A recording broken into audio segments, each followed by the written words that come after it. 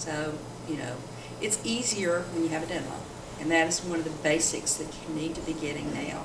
Deadlines are sacred. I mean, they need to be met because, I'm not going to lie to you, the market is really tough. And, you know, not only do you need to be meeting deadlines, but you need to be beyond that.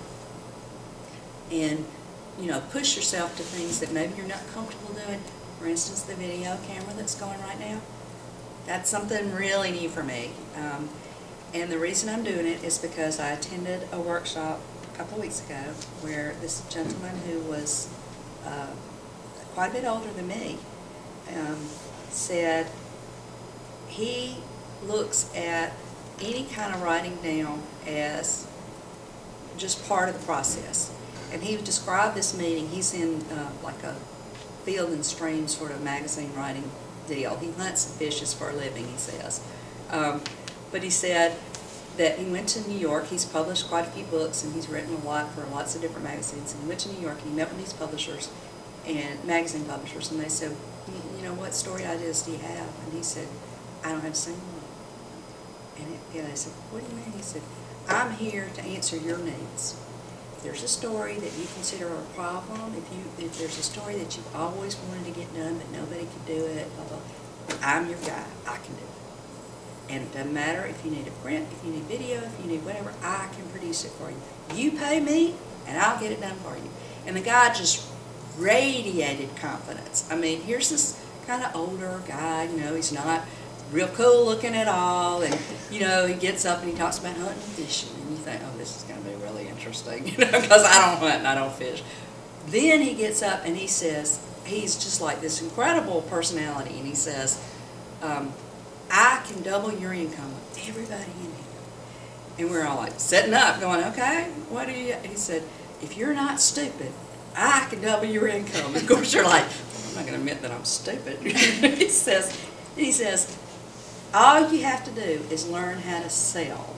And we're all, of course, being writers who like to sit in front of the computer.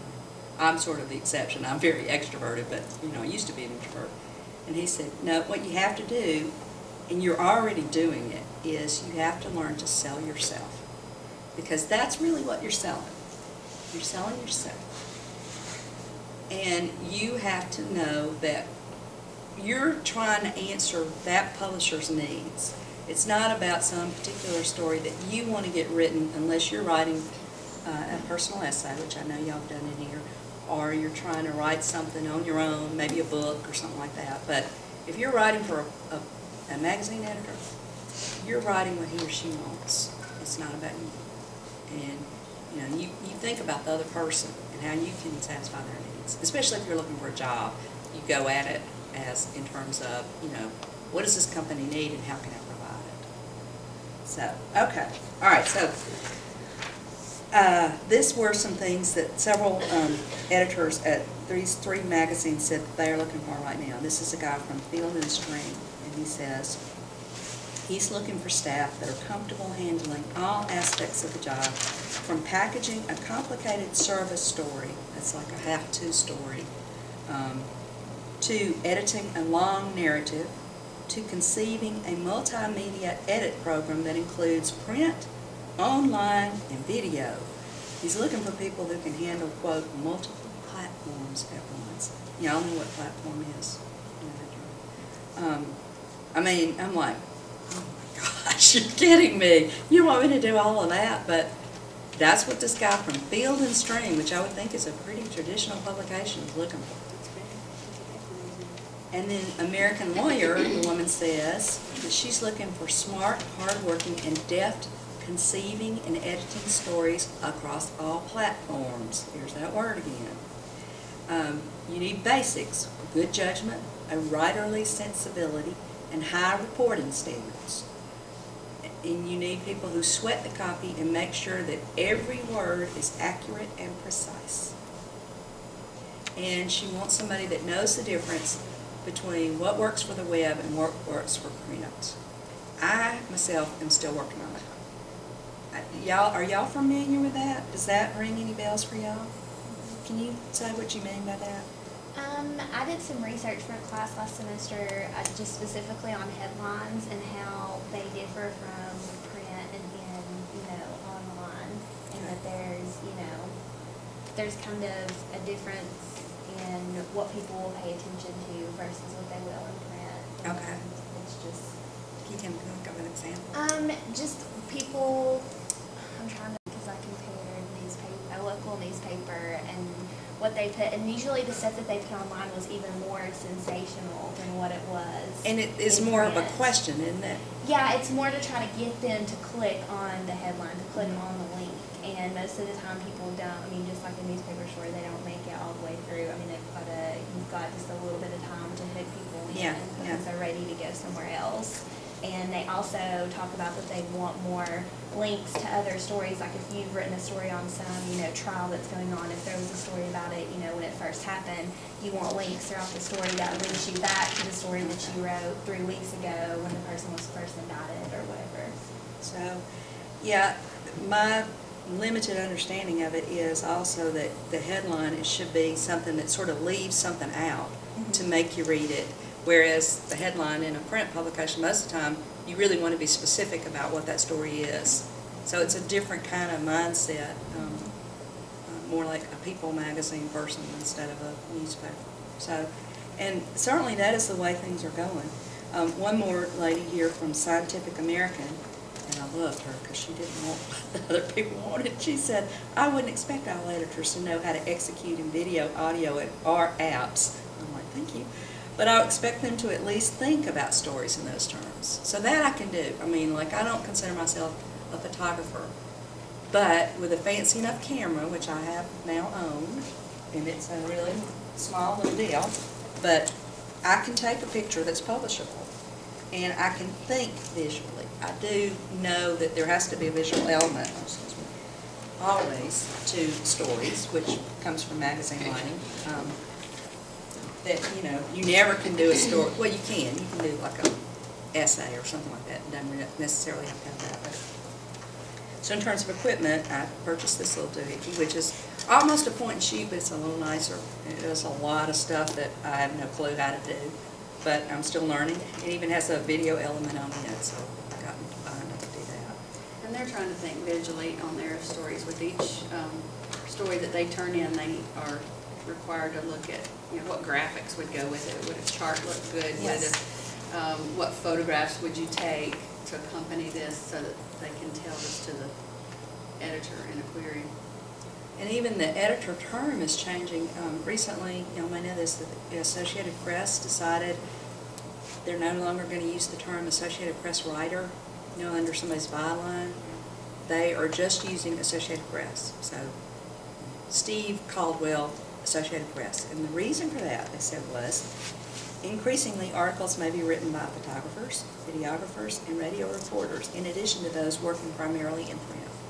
So, they're asking all of their staff to think the whole thing. It's not a division any longer like it used to be. So I guess that was one thing that y'all probably have a huge advantage. How many of you already feel comfortable with video? Okay, so some element there. How many of you have blocks? You're so much advanced. You're great. That's wonderful. How many of you consider yourself a photographer? Okay. Those are really good things. And if you haven't started that, that's okay. You still got time. Y'all are so young. Like I said, my shoes are older than y'all. And you've got time. But I would say that that's a step to start thinking about, to think yourself as more than just a writer. And that's all if you want to work in magazines, if you want to work in that kind of, the web thing, as opposed to books. Books are a whole different deal if you're interested in that. Let's see.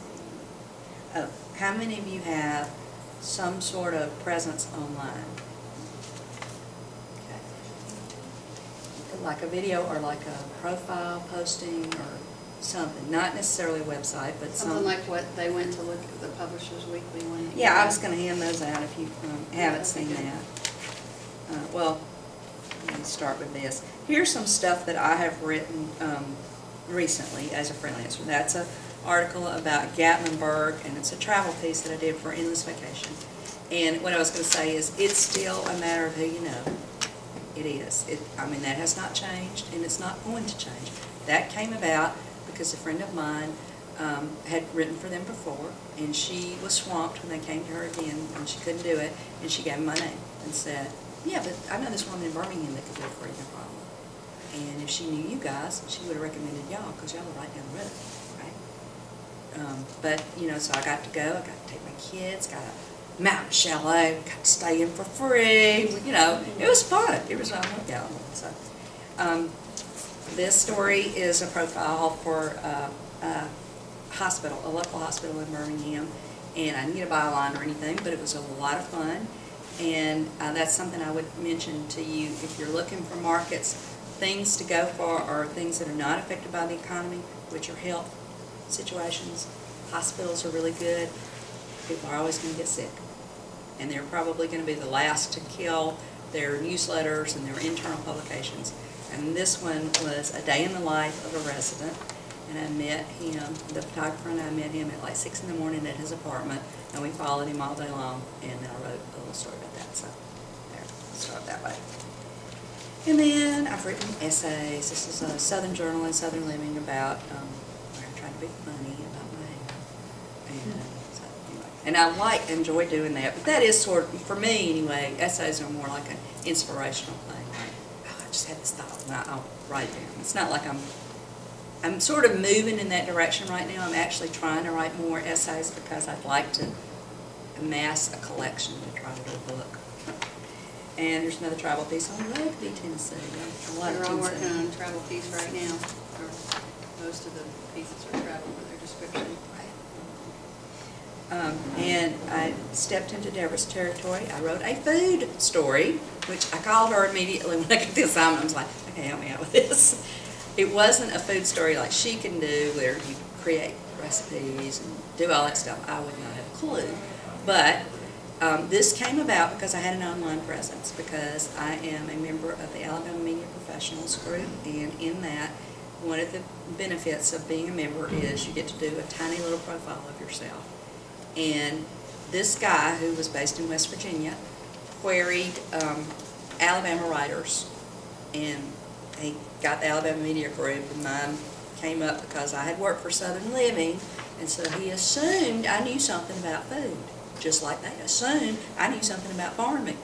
I'm really good at acting like I know something, and I don't really, but anyway, this was more a